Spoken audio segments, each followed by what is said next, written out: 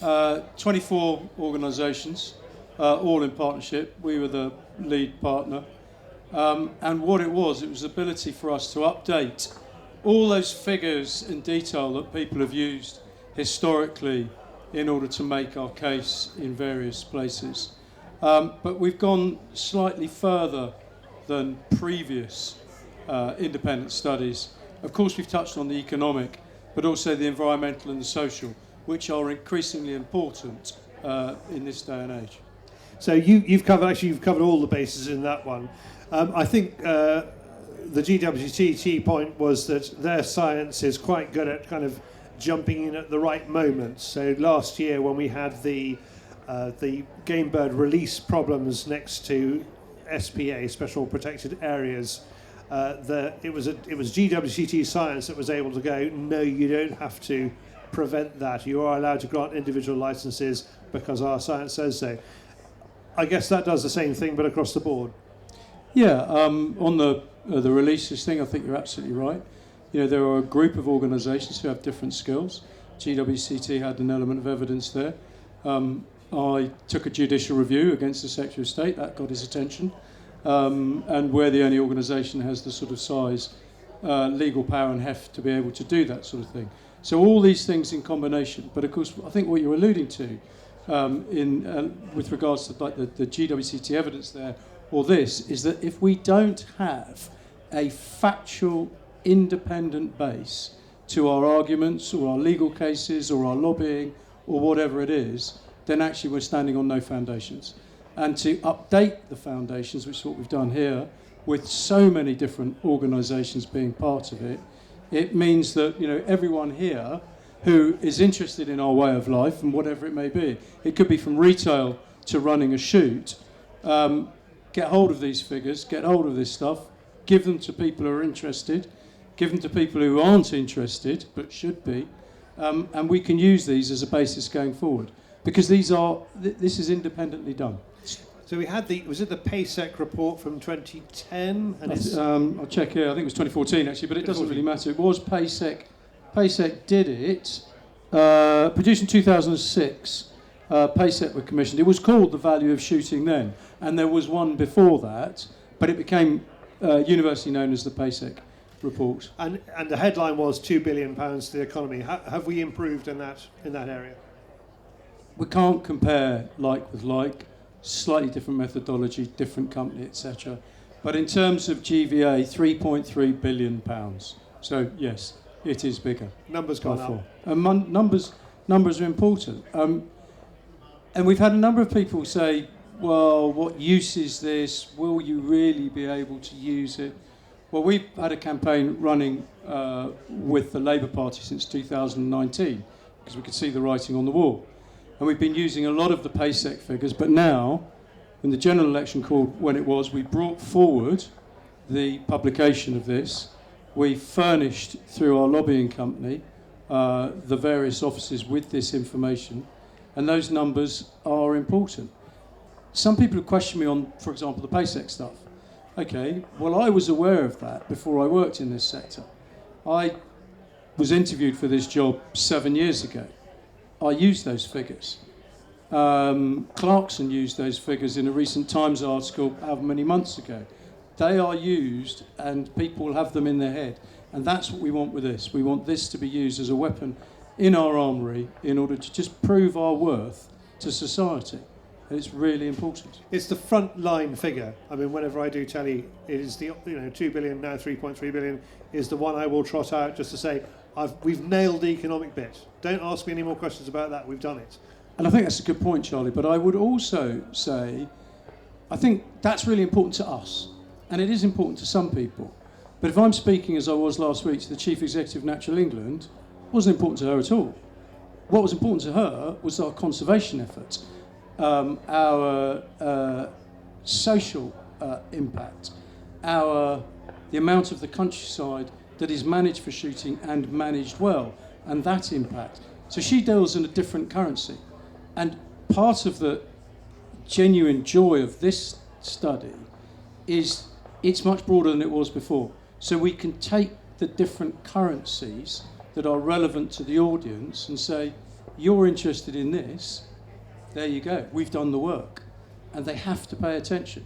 One of the things that she said to me, and we've agreed that we'll do going forward, is to get some more underlying evidence around the natural capital value of shooting and conservation as we know it. That's great. So that's combined work that will help underpin our livelihoods. Everybody who goes into Parliament wants to improve society, and you mentioned society as the kind of the third part of the three things that shooting offers. It's economics, it's environment, it's society. Society doesn't really translate into policy. I was just been talking to Sarah Lee, who's been running Future Countryside, and it is a very, very difficult one to, when politicians make decisions and bring out bills, it tends to be the economic or the environment benefits that they talk about, yet they all believe that somehow, and we are very good at society in the countryside. We're brilliant at society. 4 out of 5 people who are asking this said that it helps their health and well-being. Part of the work that we have done, BASC have done subsequent to this, is we've tried to take some of those figures, or trying to take some of that detail and put figures on it. And so, for example, we've done some work on how much we believe we're genuinely saving the NHS, because we're far more active than we would be if we weren't in this hobby, etc., or way of life, actually, for most of us. And we can put figures on that, and we're developing figures on that. So you're right. So on the one hand, you use the language of whatever it might be, and on the other hand is the ability to talk about those same social issues, but put a figure on it, and get them to disprove it, and they can't. So are those numbers getting through? I mean, it always seems to be easier to say 3.3 billion economy done than to say we all feel a bit better, society is more cohesive, or as you say, even put some figures on it. It seems to be more difficult to get that message across. Well, I'll give you 2 answers, one facetious and one let's have the facetious one. Okay, let's go for that.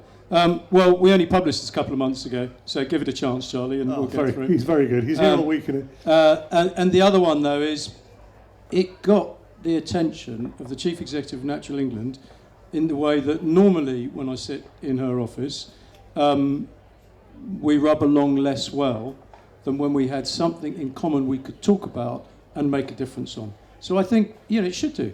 It should do. Okay, that works. All right. Fingers crossed. Fingers crossed. What do you do with it next? I mean, you've outlined some of the bits going. You've been to see Natural England. You will continue to see them. There are moves against us already. Shooting appears to have got through the King's Speech, got through the manifestos relatively unscathed. Christopher Graffis did claim a little bit of credit for BASC for that. Well done, BASC. But there may not be a smooth ride ahead of us. So how do you see this practically fitting into our responses to threats incoming? So it's a continuation of what we and others have been doing. But in particular, I can really talk about what we've done. As I said, we've had a programme running with the Labour Party since 2019 in order to start informing them of things they should know. And so Christopher is right. Part of that is because they're far more aware, and they knew they weren't going to get in without the rural vote. So they weren't going to smash us in the way they did historically. So that's great. But we've got to start from scratch now, as if we'd not done all that work. So that's going to take a lot of resource and an awful lot of effort. So all this briefing material and all these briefings are out there in all the offices that will make decisions. We are engaging, taking staffers out shooting, taking MPs out, new ministers, we're taking them out, we're involved in programmes with them. It's beholden on the shooting community, whatever role they have in it, to get this to your MPs, to get it out on social media. Get it out in the pub. Whatever is your way of communication, do it. Because there's nothing, and especially now when MPs are new, in a lot of rural communities, there's a lot of new Labour MPs. They don't really know, just new MPs apart from anything else. And so if they get 4 or 5 people contact them that says, hey, don't forget about us, the shooting community, because we're worth 3.3 billion and we save the NHS this, they're going to go, oh, that's 3 constituents who are interested in me. I'm going to ask a couple of questions about it. So we're just reforming a new all-party parliamentary group for shooting. That's slightly more difficult under Labour than it was in the Tory party, although the latter stages of the Tory party didn't get us that far. But so we'll keep chipping away about that. So there's a role that all your organisations, and especially, as I would say this, wouldn't I, but BASC, we spend a lot of money on this, and we spend a lot of time getting this not just into Westminster, but into the devolved governments. But there's a role for all the members, doesn't matter which organisation you're in. Get hold of this information, get it to the people that you think might matter, or someone who might know someone that might matter, get it out on social media, etc. Let's have our voice heard. We are a lot of people. We've all got our views, good, bad or indifferent, on new Labour ministers. I've met Daniel Zeichner a couple of times, and he comes to the game for every year.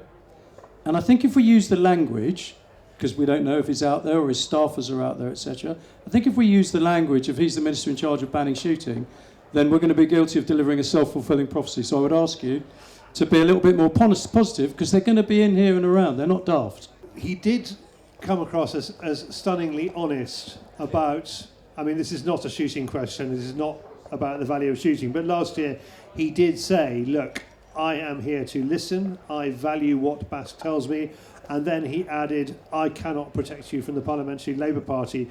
And so that's my next question.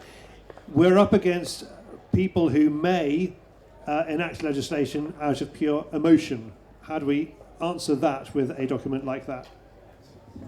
Yeah, of course they will. And they're ideologically based, etc., and they've got a massive majority, hence why all bets are off.